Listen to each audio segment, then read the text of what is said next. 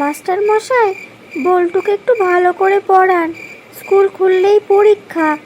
পুজোর ছুটিতে টোটো কোম্পানির মতো ঘুরে বেরিয়েছে শুধু। না স্যার, রোজ সকালে মামাই পড়তে বসিয়েছে, একটুও খেলতে দেয়নি। তাই নাকি? কই দেখি পুজোর ছুটির হোমওয়ার্কগুলো। ও স্যার, খাতাটা খুঁজে পাচ্ছি না, কোন খাতায় যে করলাম। মাস্টার মশাই, একটু বসুন, আমি চা নিয়ে আসছি।